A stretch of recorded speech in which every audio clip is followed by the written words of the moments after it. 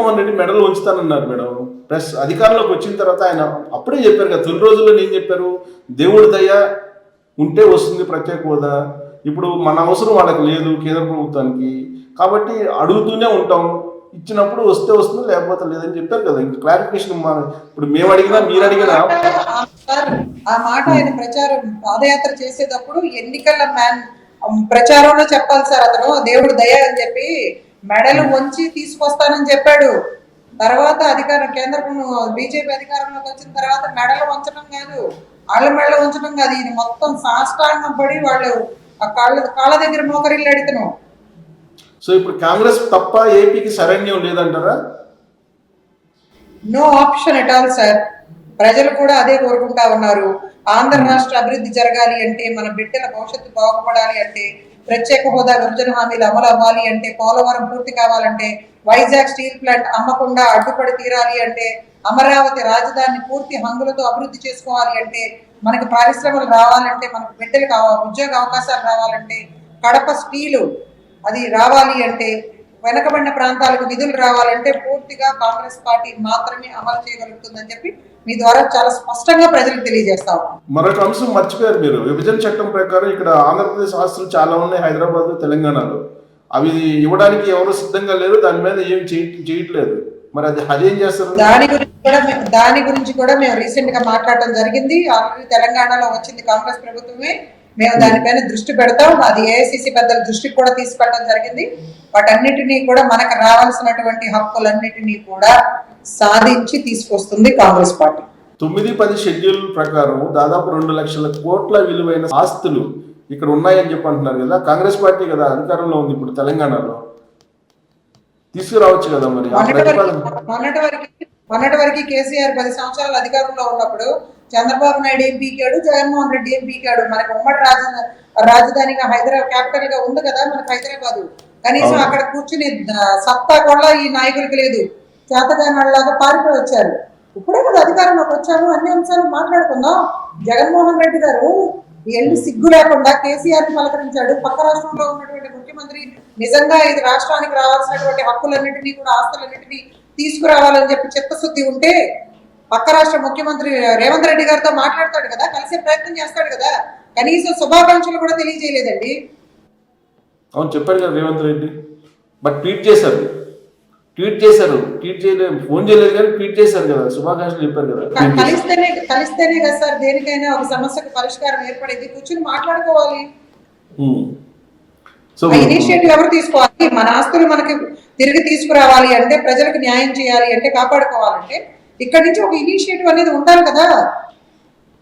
So ఇప్పుడు అయిపోయింది madam, వాళ్ళు ఇప్పుడు 2014 నుంచి ఇప్పటి వరకు వాళ్ళు అయిపోయింది, వాళ్ళు చేయలేకపోయారు, మేము చేస్తామని మీరు అంటున్నారు కదా. మీరు కాంగ్రెస్ పార్టీ అధికారంలోకి వచ్చింది కదా, ఇక్కడ మీరు అక్కడ అధికారంలో ఉన్నా లేకపోయినా మాట్లాడి రేవంత్ రెడ్డి చేతి ఇప్పుడు మరి ఆ 9-10 షెడ్యూల్లో ఉన్న ఆస్తులను తీసుకెళ్ళచ్చు కదా ఆంధ్రప్రదేశ్కి.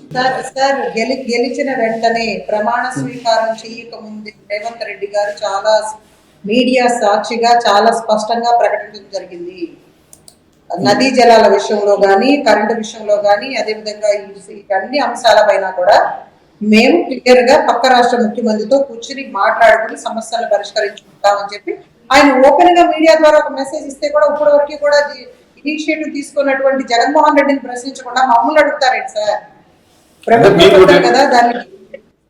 అంటే మీరు రేపు మేము ప్రత్యేక హోదా మేము వేస్తాం, అన్ని మేము వేస్తాం అంటున్నారు కదా, అందుకని ఇది ముందే మీరు అధికారంలో ఉన్నారు కాబట్టి ఇది ఇచ్చేస్తే ఇంకా మిమ్మల్ని ఇప్పుడు నమ్మిందానికన్నా ఇంకా ఎక్కువ నమ్ముతారు కదా. It's not a correct process. Party పెద్దలుగా మేము మాట్లాడటానికి అవకాశం లేదు.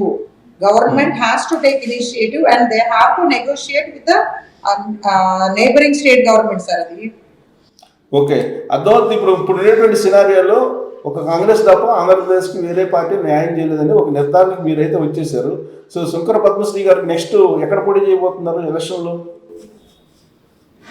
పార్టీ పెద్దలు ఒక నిర్ణయం తీసుకుంటారు. నేనైతే పోటీ చేయడానికి సిద్ధంగా ఉన్నాను. నా అవసరం ఎక్కడ ఉందనిపిస్తే అన్ని రకాలుగా కూడా ఆలోచించి కాంగ్రెస్ పార్టీ పెద్దలు ఒక డెసిషన్ ఇస్తారు. ఎక్కడ పోటీ చేయమంటే అక్కడ పోటీ చేయడానికి నేను సిద్ధంగా ఉన్నాను. అది ఓకే, అధిష్టానం ఎలా చెప్తే అలా చేస్తారండి ఎవరైనా పార్టీలో. బట్ మీకంటూ కాన్స్టిట్యున్సీ ఉంటుంది కదా, ఎంపీనా ఎమ్మెల్యేనా ఏదో ఉంటుంది కదా. అది కూడా నేను పార్టీ డెసిషన్ కి వదిలేశాను సార్, నిజంగా చెప్తున్నాను. I left it to the party leadership. MP MLA కూడా ఇంకా మీరు అసలు అనుకోలేదు. సార్ నా సొంత జిల్లా కృష్ణా జిల్లా, ఉమ్మడి కృష్ణా జిల్లాలో అందరికీ కూడా సుపరిచితురాలని. అవును. సో దాన్ని బట్టి ఎక్కడ ఎక్కడ మన అవసరం ఉంది, ఎక్కడ మనం పోటీ చేస్తే మనకి మంచి ఓటు బ్యాంక్ ఫుల్ అవుతుంది అనే సర్వేలు జరుగుతూ ఉన్నాయి. సునీల్ కనుగోలు గారి టీం ఆల్రెడీ మంచిగా కూడా విశ్లేషణ చేస్తా ఉన్నారు, సర్వేలు జరుగుతూ ఉన్నాయి. సో సర్వేలు బేస్ చేసుకుని మీరు కూడా గెలుపు గుర్రాలు రాబోతున్నాయి. విజయవాడ నుంచి ఫిక్స్ కావచ్చా పద్మశ్రీ గారు ఎంపీగా? Party decision sir, I'm really telling you. I left it to the party and what ever party orders I'm ready to obey sir. Okay, ఫైనల్గా మేడం, ఇప్పుడు పిసిసి అధ్యక్షురాలుగా షర్మిల వచ్చిన తర్వాత పార్టీ అనేది వేవ్ కనిపిస్తుందా? రేవంత్ రెడ్డికి పిసిసి అధ్యక్షుడు ఇచ్చినప్పుడు తెలంగాణలో ఏ విధమైనటువంటి పరిస్థితులు కనిపించాయో అలాంటి వేవ్, పాజిటివ్ వేవ్ కనిపిస్తుందా?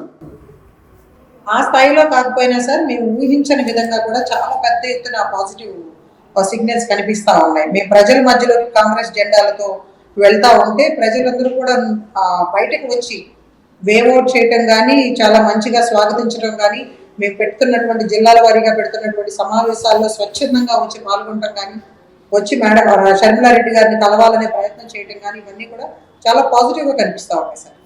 సో కొత్త బూస్టింగ్ వచ్చినట్టు ఆవిడ ప్రజల తరపున మాట్లాడుతూ ఉన్నారు. కేంద్ర రాష్ట్ర ప్రభుత్వాన్ని ప్రజల గొంతుకై ప్రశ్నిస్తా ఉన్నారు.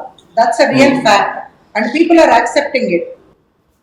ఓకే, సో ఆ యాక్సెప్టెన్సీ ఎంత అంటే సమీప భవిష్యత్తులో ఈ 2 months లోనే మొత్తం అసలు కంప్లీట్ గా పాలిటిక్స్ ని తారుమారు చేసేటంత కనిపిస్తుందా మార్పు?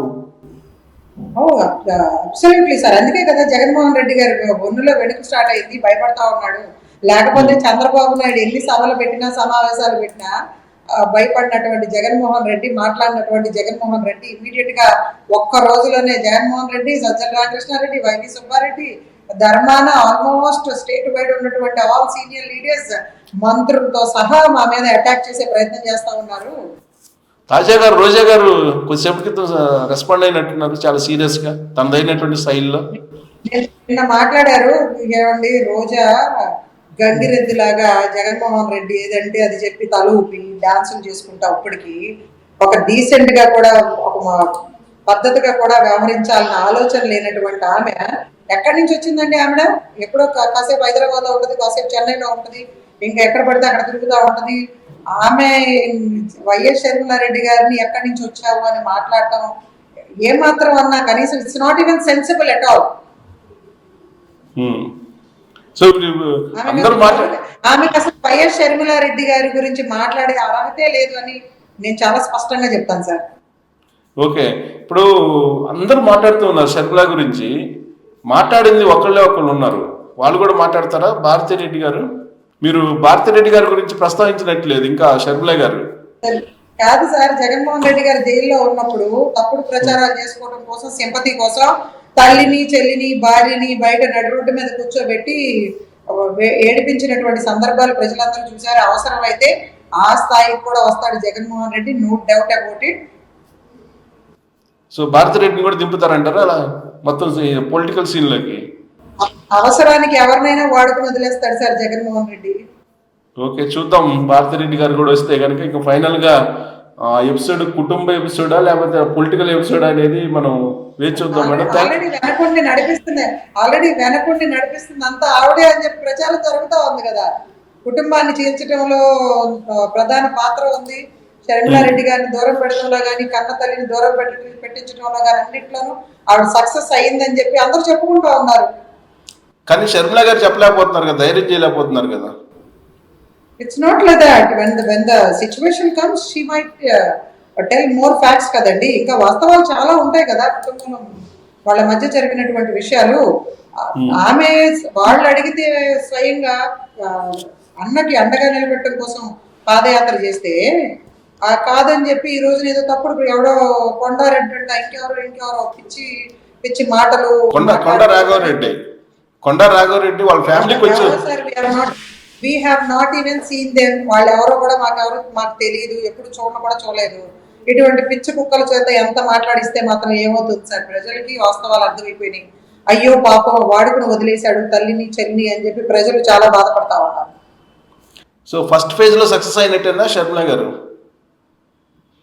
200%.